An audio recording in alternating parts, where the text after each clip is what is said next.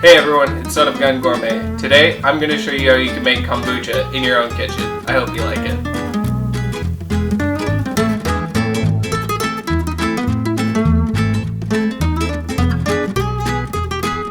So let's get started. The ingredients that you're going to need are freshly picked mint, strawberries, some wild honey, sugar, organic green tea, and the already made kombucha that I started 2 weeks ago that I'm going to show you how to make first.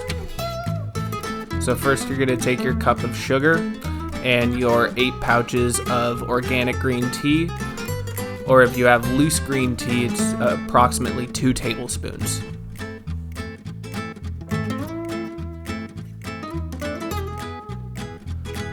Then you're going to add 6 cups of water.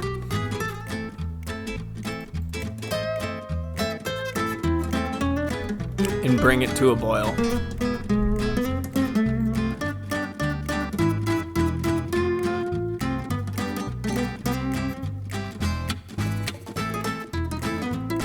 Once it begins to boil, turn it off and let it steep for about 20 minutes. So this is a previous batch of kombucha that I have. So what I'm doing is taking the Scoby out and reserving 2 cups of the kombucha unflavored. And I'm going to take that for the batch I'm making now. If you don't already have a previous batch of kombucha made, you could buy 2 cups worth of kombucha in the store unflavored along with your Scoby. So after your tea is steeped for 20 minutes, you're going to add 6 cups of distilled water. Then you're going to strain out the tea bags.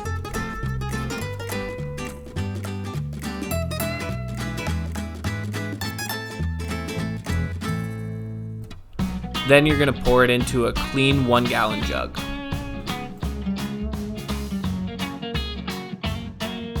You're going to add your 2 cups of reserved kombucha and your Scoby. Make sure that there's a little bit of room at the top, and then you're going to put an airlock on. Let it sit in a cool, dark place for 2 weeks. After the 2 weeks, you're going to get your ingredients together to flavor your kombucha. Here I'm just trimming up some strawberries, but you could really invent your own flavor once you feel comfortable with it, as long as it has a good amount of sugar. I'm using a local Wildflower Honey, approximately a cup. Then I'm just going to throw all my ingredients into a blender. I got 2 pints of strawberries, the honey, and 1 bunch of freshly picked mint. And then just blend it until it's smooth.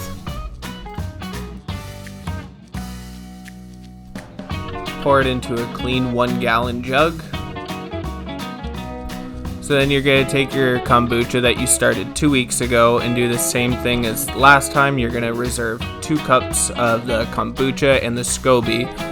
So if you're not going to make another batch of kombucha right away, you could put the Scoby into the container with the 2 cups of kombucha liquid and store that in the fridge. Then you're going to take the remaining kombucha, which equals 12 cups, and you're going to add that to your strawberry puree. Give it a quick stir so it's all incorporated evenly. Then you're going to put a coffee filter on top and either tie it with twine or put an elastic band around it to prevent particles from getting in while allowing the kombucha to breathe. Let it sit for an additional week.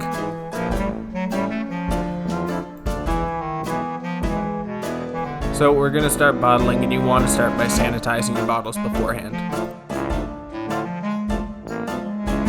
This is the kombucha that's been sitting with the flavor in it for a week, and we're going to take that and strain it.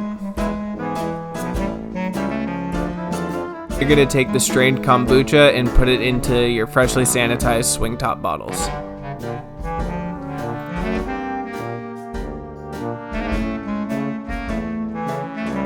Just make sure to leave a little bit of room at the top.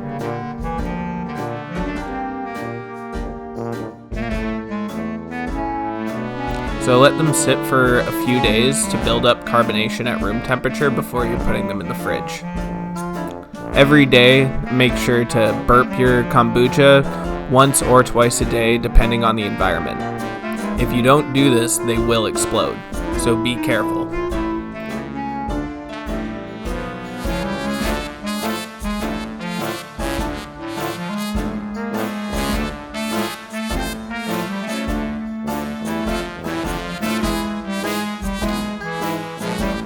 So after a few days, once you're happy with the carbonation, you could transfer them into new bottles if they're dirty and then put them in the fridge. Let it chill overnight. So once your kombucha is chilled, it's ready to serve. Just keep in mind that it is an alcoholic beverage, so don't give it to anyone who can't have alcohol.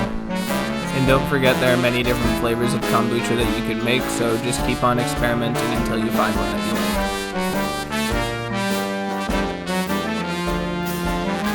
And that's it. I hope you enjoy.